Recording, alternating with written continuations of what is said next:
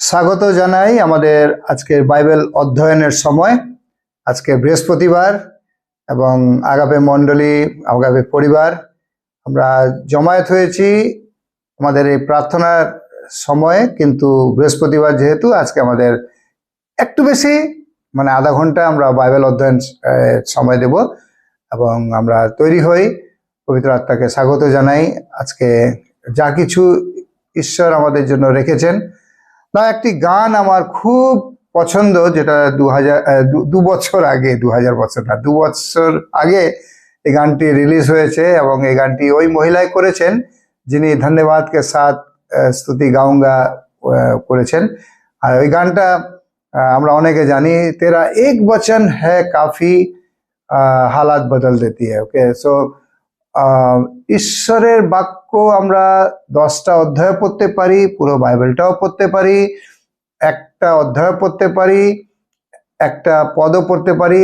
এবং ঈশ্বরের বাক্যের মধ্যে এমনটাই শক্তি রয়েছে যে অনেক সময় একটি লাইন বা অনেক সময় একটা শব্দ আমাদের জীবনে শক্তি এবং পরিবর্তন, নতুন আশা, আলো, অনেক কিছু দিতে পারে। আর এটা সম্ভব যখন আমরা ঈশ্বরের বাক্যকে, যে বাক্যের লেখক পবিত্র আত্মা, তার সাহায্য চেয়ে নিই। এই সময় আমরা পবিত্র আত্মার কাছে ছোট্ট করে সাহায্য চাই। আসুন আমরা আমাদের চোখ বন্ধ করি। পবিত্র আত্মা, ধন্যবাদ যে তুমি পিতা ঈশ্বর, পুত্র প্রভু যীশু খ্রিস্টকে এবং নিজেকে তুমি প্রকাশ করেছ তোমার পবিত্র শাস্ত্রের মাধ্যমে। এবং এই শাস্ত্র তুমি আমাদেরকে দিয়েছ যেন ঈশ্বরকে আমরা জানতে পারি, ঈশ্বরের হৃদয়কে এই পৃথিবীর জন্য, আমাদের দেশের জন্য, আমাদের পরিবারের জন্য, আমাদের সমাজের জন্য, আর সর্বোপরি আমার জন্য কি রয়েছে সেটা তোমার শাস্ত্রের দ্বারা আমরা জানতে পারি।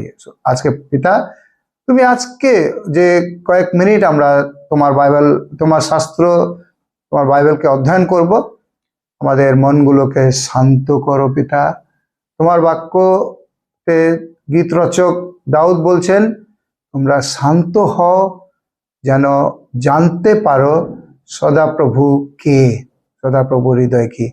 আমরা শ্রবণকারী হই এ সময়, ব্যতিব্যস্ততার যা কিছু কার্যক্রম আমাদের মধ্যে রয়েছে, কয়েক মিনিটের জন্য আমরা সব কিছু থেকে আলাদা হই পিতা ঈশ্বর, এবং তোমার বাক্যের প্রতি আমাদের কানকে খাড়া করে দিবে। তুমি আমাদের সাথে কথা বলো। ধন্যবাদ যে তুমি তোমার বাক্য আমাদেরকে দিয়েছো। ধন্যবাদ এই ডিভাইসগুলোর জন্য। আমরা ফিজিক্যালি এক জায়গায় নেই, কিন্তু এই ডিভাইসের মাধ্যমে যে যেখানে রয়েছি তবু আমরা তোমার বাক্যকে শুনতে পাচ্ছি। এই বাক্য আজকে আমাদের জীবনে অন্ধকারে আলো দিক, নিরাশতায় আশা দিক, দুর্বলতায় শক্তি প্রদান করুক, এবং যে যেখানে যার যেটা প্রয়োজন পবিত্র আত্মা তুমি আমাদেরকে দেবে। ধন্যবাদ এই সময়ের জন্য, যিশুর নামেতে চাই, আমেন। আরেকবার স্বাগত জানাই আপনাদের প্রত্যেককে, কারণ অনেক খুশির বিষয়।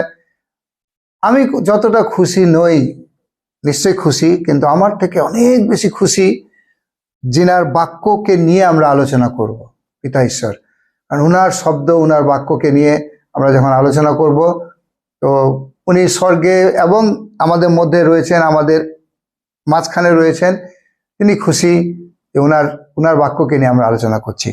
না, 2 সপ্তাহ আগে আমরা মথি লিখিত সুসমাচার তার 10 অধ্যায় 29 এবং 30 পদ অনুসারে বাইবেল অধ্যয়ন আরম্ভ করেছিলাম। জানি যে 2 সপ্তাহ আগের বাক্যের মধ্যে আমরা অনেকগুলো বাক্য শুনেছি, মণ্ডলীতে, সেলফ গ্রুপে, নিজস্ব অধ্যয়নে, বিভিন্ন বিভিন্ন সোশ্যাল মিডিয়ার মাধ্যমে বা কোনো ঈশ্বরের দাস দাসীর মাধ্যমে। সো আমরা ভুলেও যেতে পারি, ভুলে হয়তো গেছি। সেই জন্য আমরা একটা সিরিজে রয়েছি, যদিও যারা আগাপে পরিবার আমরা মথি লিখিত সুসমাচারে রয়েছি। তো মথি লিখিত সুসমাচার থেকে প্রত্যেক দিন আমরা অনেক কিছু পাচ্ছি। আর আজকেও, যেটা গত 2 সপ্তাহ আগে আমরা আমাদের বাইবেল অধ্যয়নের যে অংশটা পড়েছিলাম, সেখান থেকে এগিয়ে যাব। মথি লিখিত সুসমাচার তার 10 অধ্যায় 29 এবং 30 পদ। যে অনুবাদ আমার কাছে রয়েছে আমি ওই অনুবাদে পড়ছি। যিশু বলছেন, দুটি চড়ুই পাখি কি 1 পয়সায় বিক্রি হয় না? 1 পয়সা। আজকে আমাদের কারো কাছে 1 পয়সা পাবো না।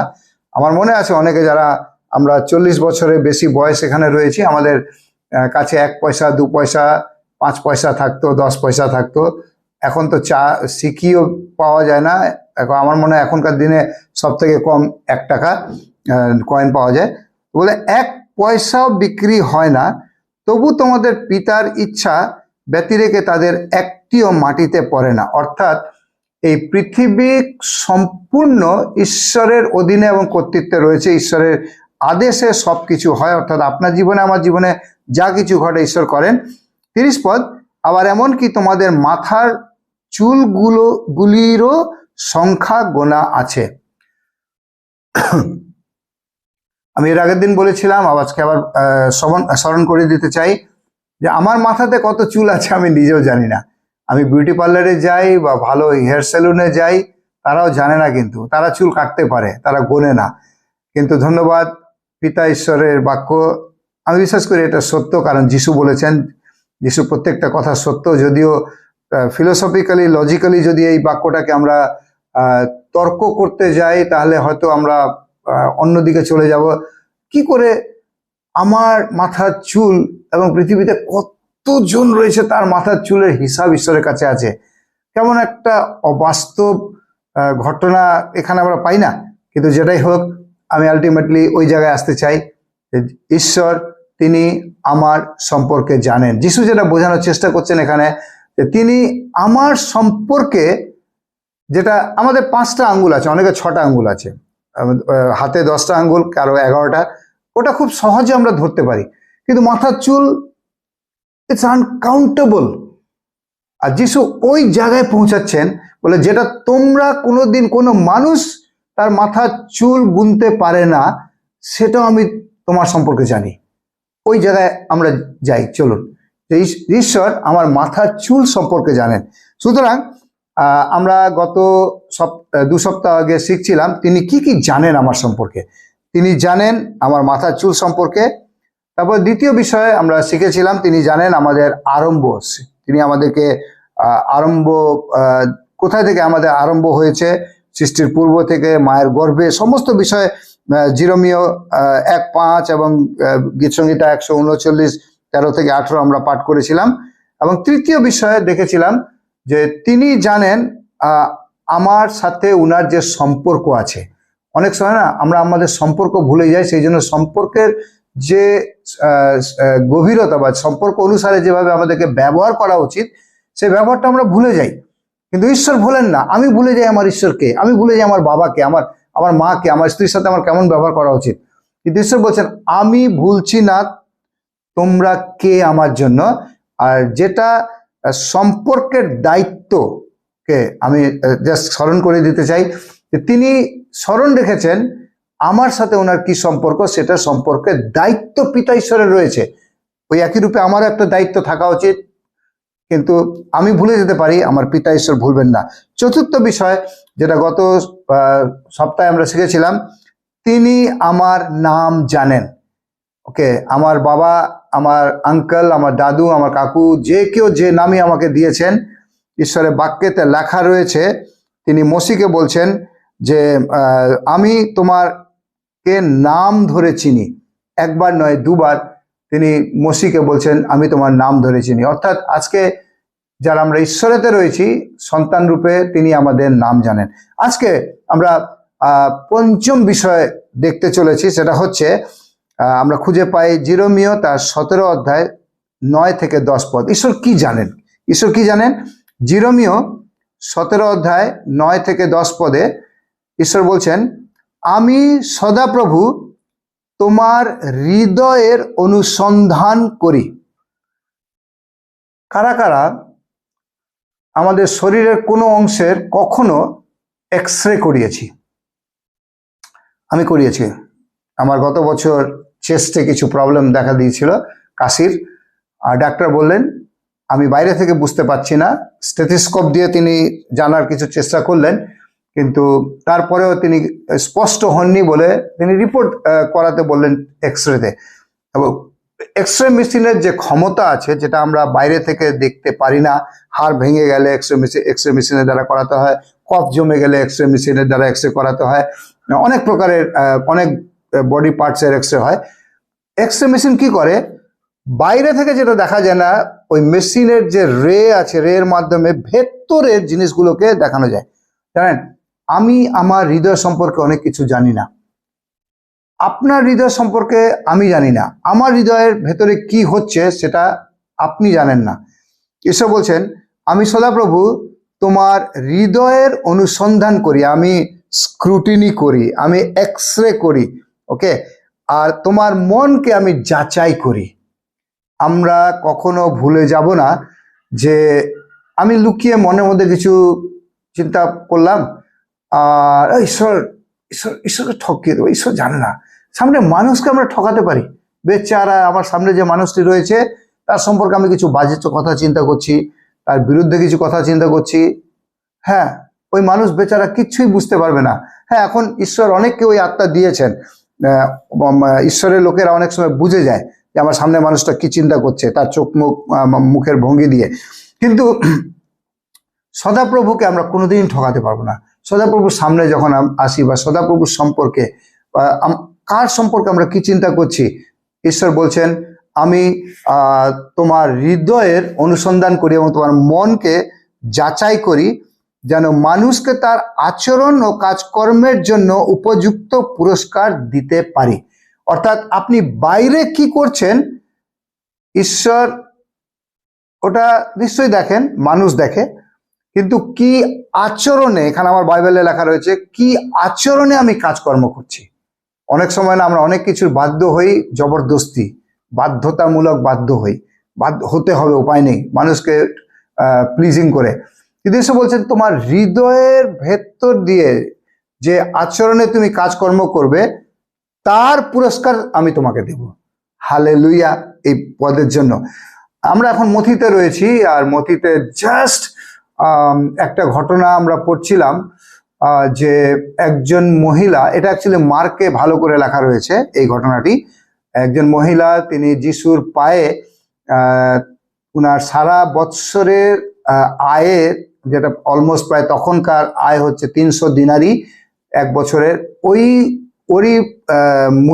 মূল্যের আতরের বোতল তিনি যিশুর পায়ে ঢেলে দিয়ে নিজের সুন্দর, মহিলাদের গর্ব, মহিলারা খুব কেয়ার করে, অনেক হাজার হাজার টাকা আজকের দিনেও মহিলারা ব্যবহার করে তাদের চুলকে সুন্দর করে রাখার জন্য, সেই চুল দিয়ে তিনি যিশুর পাকে মুছে দিচ্ছেন। আর কার বাড়িতে?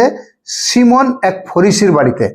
এবং যখন এটা মথিতে ওইভাবে বয়ান করা নেই, কিন্তু মার্কে লেখা রয়েছে যে সিমন মনে মনে, মুখ দিয়ে বলেনি কিন্তু, ঠোঁটো নড়ায়নি, ভেতরে ভেতরে চিন্তা করছে কেন এত টাকা নষ্ট করা হচ্ছে যিশুর পায়ে এই আতরটা ফেলে, গরিবদেরকে দিলে কি ভালো হতো না? এই টাকাটা কি কোনো সোশ্যাল ওয়ার্ক বা কোনো ভালো কাজে ব্যবহার করা হতো না? মুখ দিয়ে বলেননি, কিন্তু সিমন যিশু ধরে ফেলেছেন। পিতা ঈশ্বর যেমন জিরোমিওতে বলছেন 17 অধ্যায় 9-10 পদে, আমি তোমার হৃদয়ের অনুসন্ধান করি, ওই একই ঈশ্বর যিশু তিনি সিমনকে ধরে ফেলেছেন। তুমি মনে মনে কেন বললে গরিবেরা তোমাদের সাথে সর্বদা থাকবে, কিন্তু মনুষ্যপুত্র তোমাদের সাথে সর্বদা থাকবে না। যিশু ধরে ফেলেছেন মনের মধ্যে কি হয়, যার জন্য তো যিশু বলছেন তোমরা কাউকে দেখে যদি মনে মনে কোনো কিছু খারাপ চিন্তা করেছো, তোমরা পাপ করেছো। সুতরাং আজকে যদি আমি এই জ্ঞানে শিক্ষিত হই যে ঈশ্বর আমার হৃদয়ের অনুসন্ধান করেন, তাহলে কিন্তু আমি আজকে ওই প্রার্থনা করব ঈশ্বরের কাছে। দাউদ যেমন প্রার্থনা করেছিল গীত সংগীতা তার 51:10, হে ঈশ্বর আমাকে বিশুদ্ধ অন্তঃকরণ দাও। তিনি বলছেন না যে আমার বিশুদ্ধ চালচলন দাও, তিনি বলছেন না আমার যে বাইরের কাজগুলো এগুলো তুমি খুব এত সুন্দর করো যেন লোকেরা দেখে অনেক আশীর্বাদিত হয়। দাউদ ঈশ্বরকে জেনে গেছেন যে তিনি হচ্ছেন অন্তঃকরণ জাননেওয়ালা ঈশ্বর, এবং তিনি বলছেন যে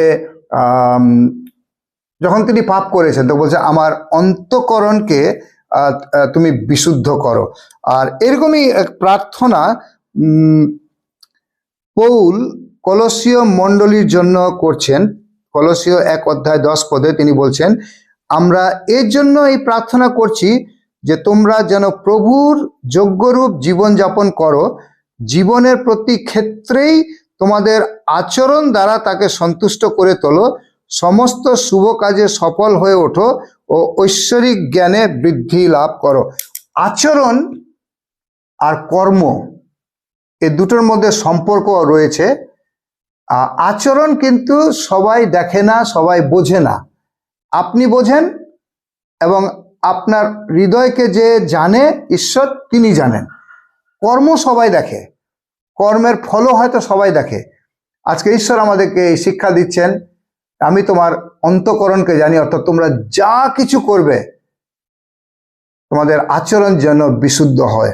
আমি আরেকটি বিষয় আপনাকে আরেকটি পদ পড়তে চাই, 1 যোহন 3:20 যেখানে লেখা রয়েছে, 1 যোহন 3:20, এভাবেই আমরা জানতে পারি যে আমরা সত্যের এবং কিভাবে তার সান্নিধ্যে আমাদের হৃদয় আশ্বস্ত করব, যখন আমাদের হৃদয় আমাদের দোষী সাব্যস্ত করে, কারণ ঈশ্বর আমাদের হৃদয়ের চেয়েও মহান, কারণ তিনি সবকিছু জানেন।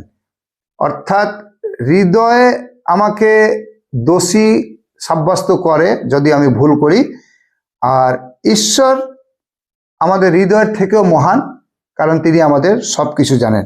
আমি আরেকটি বাইবেলের অংশ পড়তে চাই পুরাতন নিয়ম থেকে, 1 রাজাবলী 8:39, একই বিষয় বলছে, তবে তুমি তোমার বাসস্থান স্বর্গ থেকে তা শোনো, তাদের ক্ষমা করো ও সক্রিয় হও, তাদের কর্ম অনুসারে তাদের প্রতি আচরণ করো, যেহেতু তুমি তাদের অন্তরের অবস্থা জানো। এখানেও বলা হচ্ছে, অর্থাৎ ঈশ্বরের বাক্যেতে কয়েকবার আমরা একই কথা পাই যে ঈশ্বর কি কি জানেন, আমার নাম জানেন, আমার সৃষ্টি জানেন, ওকে তিনি আমার চুল জানেন, এবং তিনি জানেন আমার সম্পর্ক ওনার সাথে কি আছে, এবং এখন জানতে পারছি তিনি আমার হৃদয় সম্পর্কে জানেন। আমাদের হৃদয়ের মধ্যে কি কি হয় রাতেবেলা যখন ঘুমিয়ে আছি ভয় পাই আমরা। আমার পাশে আমার স্ত্রী শুয়ে আছে, ও জানে না, কিন্তু আমার মধ্যে কিছু ভয় কাজ করছে, কিছু সন্দেহ কাজ করছে, কোনো আলাদা নেগেটিভ ফিলিং কাজ করছে। সবকিছু ঈশ্বর জানেন, আর ঈশ্বর সবকিছুর জন্য একটা উপায়, একটা সমাধান, একটা শক্তি, একটা আশা রেখে দিয়েছেন, একটা উত্তর রেখে দিয়েছেন। সো আমরা আমাদের হৃদয়ের মধ্যেও যেন দুর্বল না হই, হৃদয়ের মধ্যেও যেন ঈশ্বরকে কাজ করতে দিই। আমি আরো দুটো পদ পড়তে চাই।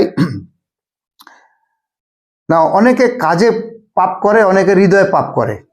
গীত রচক বলছেন, গীত সংগীতা 66:18, যদি আমি আমার হৃদয়ে পাপ পুষে রাখতাম। আমরা অনেকে প্রার্থনার জন্য আসি ঈশ্বরের কাছে, 10টার প্রার্থনায় আমি বিশেষ করে আমরা যতজন এখন ঈশ্বরের বাক্য শুনছি প্রত্যেকে ঈশ্বরের প্রার্থনাতে থাকি। ওকে, নাও আমাদের সব প্রার্থনা কি শোনা হয় জানেন? গীত সংগীতা 66:18 অনুসারে বলা হচ্ছে, যদি আমি আমার হৃদয়ে পাপ পুষে রাখতাম, সদাপ্রভু আমার প্রার্থনা গ্রাহ্য করতেন না। এখানে যদি আছে, তার মানে যদি পজিটিভলি এই পদটাকে আমরা দেখি, তাহলে এটা হচ্ছে যে আমি যখন প্রার্থনা করতে আসব, আমার হৃদয়ের মধ্যে যদি যেন কোনো প্রকারের পাপ পোষা না থাকে। পোষা শব্দটা বলা হয়, আমরা বাড়িতে কুকুর পুষি না, বিড়াল পুষি, পাখি পুষি, অনেকে গরু পোষে, ঘোড়া পোষে, মুরগি পোষে, হাঁস পোষে, অনেক অনেক অনেক অনেক কিছু আমরা পুষি। ওকে, যাকে আমরা নিয়ে আসি, যেটা আমাদের না। আমরা কোনোদিন বলতে পারবো না আমি আমার ছেলেকে পুষছি। হ্যালো, কোনোদিন আমি বলবো না আমার স্ত্রীকে আমি পুষছি। যেটা আমার পরিবারের অংশ না, তাকে আমি নিয়ে এসে যখন রাখছি আর ওর দেখাশোনা করছি, তো হৃদয়ের মধ্যে পাপ যেন না থাকুক। আর হৃদয়ে যখন পাপ থাকবে না, আমার প্রার্থনা ঈশ্বর গ্রাহ্য করবে, আমার প্রার্থনা স্ট্রং হবে। যার জন্য আজকে আমার জানার দরকার আছে, ঈশ্বর আমার হৃদয়ের গভীর বিষয়গুলোকে জানেন। যার জন্য যখন আমি প্রার্থনার জন্য আসছি, আমি যার জন্য সবাইকে বলি, আরাধনার সময়ও বলি, ঈশ্বরের বাক্যের জন্য বলি, প্রার্থনার জন্য বলি, আমাদের পাপ ক্ষমা চাওয়ার দরকার আছে ঈশ্বরের কাছে। মুখের দ্বারা পাপ, শরীরের দ্বারা পাপ, আচরণ কর্মের দ্বারা পাপ এবং হৃদয়ে পোষা পাপ। কারো বিরুদ্ধে আমার কিছু রয়েছে, কিছু কিছু বিষয় চলছে, আর আমি ঈশ্বরের কাছে, ঈশ্বর তুমি পবিত্র, ঈশ্বর তুমি আমার উপরে দয়া করো, ঈশ্বর যিশু তোমার নামেতে, যিশুর নামেতে, যিশুর নামেতে। দিকে আমরা যিশুর নাম 100বার বলছি, জোরে বলছি, চিৎকার করে বলছি, কেঁদে বলছি, দাঁড়িয়ে বলছি, হাত তুলে বলছি, কিন্তু বাইবেলের পথ বলছে তোমার হৃদয়ের মধ্যে পাপ পুষে রেখেছো, প্রার্থনা তোমার গ্রাহ্য হবে না। প্রিয়রা, ঈশ্বর আমাদেরকে সংশোধন করছেন, ঈশ্বর আমাদেরকে অপারেশন করছেন, যেন আমরা ভেতর থেকে আমরা সূচি হতে পারি। গীত রচক বলছেন, দাউদ যখন পাপ করেছিলেন, নাথান ভাববাদী যখন তাকে তার পাপকে দেখিয়ে দিয়েছিলেন এবং তিনি অনুতাপ করেছিলেন, অনুতাপের পরে ওর একটা ভয় হয়েছিল, কি জানি ঈশ্বরের আত্মা, পবিত্র আত্মা আমার কাছ থেকে হরণ করে নিয়ে নেওয়া হয়েছে।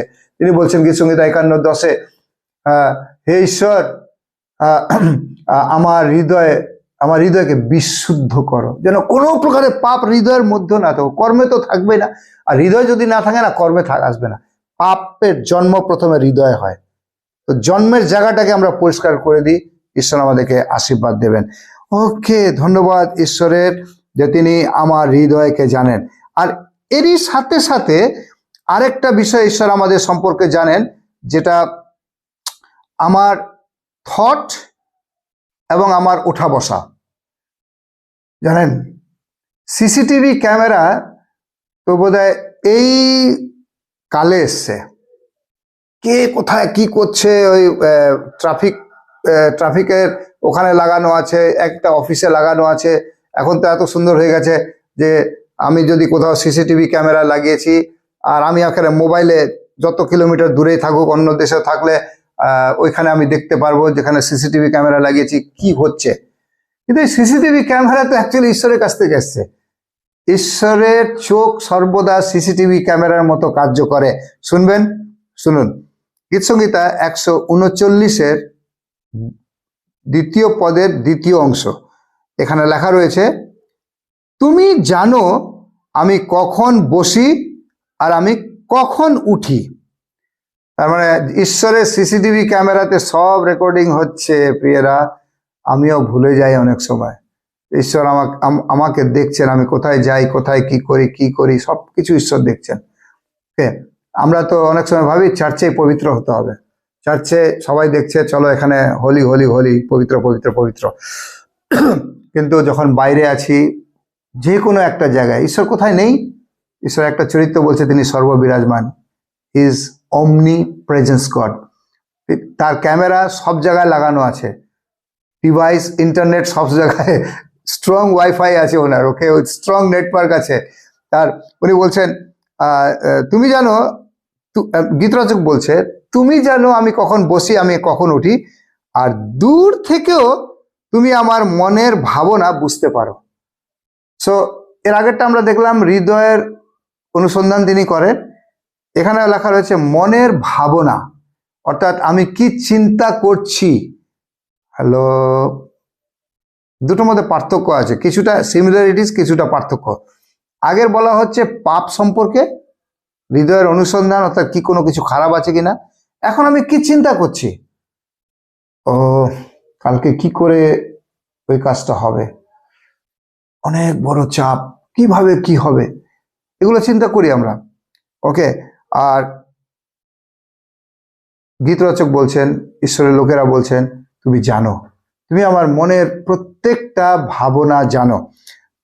যার জন্য দুটো জায়গাতে আমি আপনার জন্য পড়তে চাই। ইয়োব তার 42 অধ্যায়, ইয়োব 42 অধ্যায় 2 পদ, এবং তারপরে আরেকটি পদ আমি করিন্থীয় থেকে পড়ব। ইয়োব 42:2 এখানে লেখা রয়েছে, আমি জানি যে তুমি সব কিছু করতে পারো, তোমার কোনো অভীষ্ট গর্ব করা যায় না। অর্থাৎ ঈশ্বরকে আমি জানি যে কালকে এটা আমি একা করতে পারবো না, আমি পারবো না। কিন্তু ইয়োব বুঝে গেছে যে ও একা পারবে না, যার জন্য ঈশ্বরকে বলছেন উনি, যে এক পদে বলছে, পরে ইয়োব সদাপ্রভুকে উত্তর দিয়ে বলছেন, আমি জানি তুমি সবকিছু করতে পারো। This is where the solution is. এখানে হচ্ছে সমাধান। আমি যদি আজকে জেনে ফেলেছি যে আমার হৃদয়ের চিন্তা সকল ঈশ্বর জানেন, তাহলে আমাকে এটাও জানতে হবে যে আমার ঈশ্বর সব কিছু করতে পারেন। অর্থাৎ আমি যে বিষয়ে আজকে দুশ্চিন্তার মধ্যে আছি, আমার ঈশ্বর সেই বিষয়গুলোর উপরে কার্য করবেন। আরেকটি পদ আমি আপনার জন্য পড়তে চাই, 2 করিন্থীয় তার 10:5 পদ। 2 করিন্থীয় 10:5 পদ। ঈশ্বর জ্ঞানের বিরুদ্ধে উত্থাপিত সমস্ত ভনিতা ও সমস্ত চিন্তাকে বন্দী করে খ্রিস্টের আজ্ঞাবহ করি। এখানে যেটা আসলে বলা হচ্ছে যে আমরা যত প্রকারের চিন্তা আমাদের মধ্যে করে থাকি, ঠিক আছে, আমরা অনেক কিছু চিন্তা আমাদের মধ্যে করে থাকি, যে চিন্তাগুলো ভাবি যে আমাকে একা সামলাতে হবে, আমাকেই সমাধান করতে হবে। ইয়োবের ভাষায় বলছে, ঈশ্বর তুমি আমার জন্য সবকিছু করতে পারবে। পৌল এখানে বলছেন 2 করিন্থীয় মণ্ডলীকে যে ঈশ্বর জ্ঞানের বিরুদ্ধে যদি আমার কোনো চিন্তা আছে আমার মধ্যে, ঠিক আছে, ঈশ্বরের জ্ঞানের সাথে যদি রয়েছে তাহলে ঈশ্বর সামলাবেন।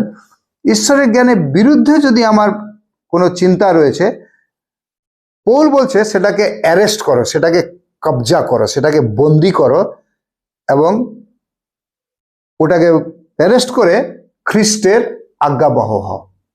খ্রিস্ট যদি কিছু বলছেন ওর পেছনে যাও, তোমার সমস্ত এই চিন্তাগুলো আলাদা হয়ে যাবে।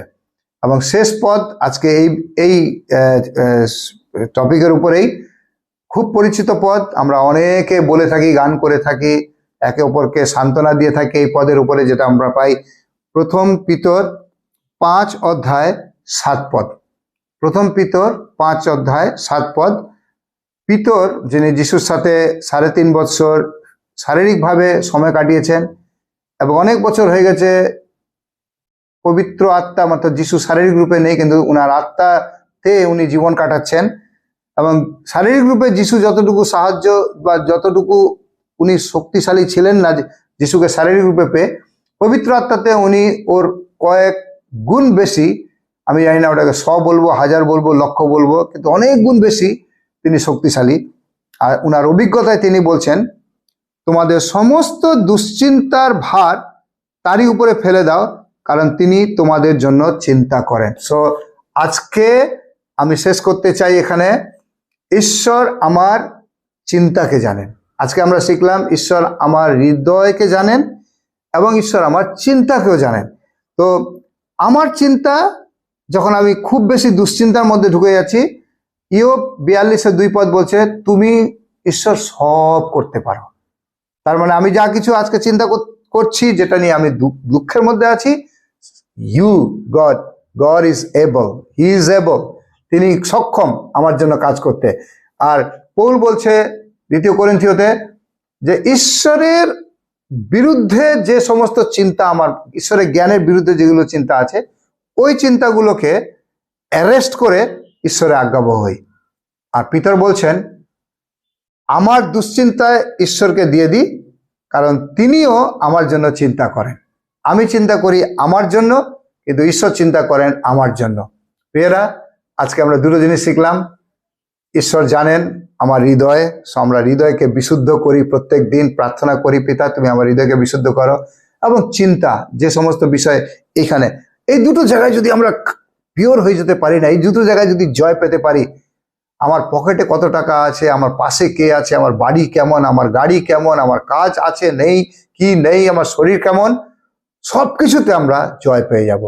প্রভু যীশু খ্রিস্ট পিতা ঈশ্বর পবিত্র আত্মা, তোমার বাক্যের জন্য অশেষ অশেষ ধন্যবাদ। তুমি যা কিছু আমাদেরকে দিয়েছো প্রভু, আজকে তুমি আমাদেরকে জানিয়েছো যে তুমি আমাদের অন্তঃকরণের সব কিছু জানো। সুতরাং আজকে আমার প্রার্থনা, দাউদের মতো প্রভু আমি প্রার্থনা করতে চাই, তুমি আমাদের হৃদয়কে বিশুদ্ধ করো, যেন সেখান থেকে বিশুদ্ধ জীবন জল বেরোতে পারে। আমার সিদ্ধান্ত জল, আমার কথাবার্তা, আমার অ্যাকশন, কাজকর্ম প্রভু, আমার আচরণ এবং কাজকর্মকে তুমি বলছো নাকি তুমি পুরস্কার দেবে। এবং প্রভু আজকে দ্বিতীয় বিষয় যেটা আমরা জানতে পারলাম, যে তুমি আমার চিন্তা সকলকে জানো। আমার প্রত্যেকটা চিন্তা, যা কিছু নিয়ে আমি স্ট্রাগলিং করছি আমার দিমাগে, আমার মনের মধ্যে, মস্তিষ্কে, ইয়োবের সাথে বলতে চাই 42:2 তুমি সব কিছু করতে পারো। গড ইজ এবল, তুমি সক্ষম। প্রভু, ঈশ্বরের জ্ঞান বা ঈশ্বরের ইচ্ছার বিরুদ্ধে যদি কোনো চিন্তা আমার জীবনে অনেকক্ষণ ধরে কাজ করছে, প্রভু আমি ওগুলোকে ডিফিউজ করতে চাই, অ্যারেস্ট করতে চাই, বাঁধতে চাই, কবজাতে আনতে চাই, কন্ট্রোল আনতে চাই, সেলফ কন্ট্রোল আনতে চাই ওই চিন্তার উপরে, এবং খ্রিস্টের আজ্ঞাকে পেতে চাই। আর ধন্যবাদ পিতা, তুমি আমার সমস্ত দুশ্চিন্তা, যেগুলো আমার চিন্তার বিষয়, সেগুলো তুমি চিন্তা করবে। প্রভু আজকে যতজন আমরা এই বাক্য শুনেছি, এই বাক্যের মর্ম বুঝতে, বিশ্বাস করতে, বাধ্য হতে, গ্রহণ করতে এবং ফল পেতে সাহায্য করো। যিশুর নামে চাই, আমেন।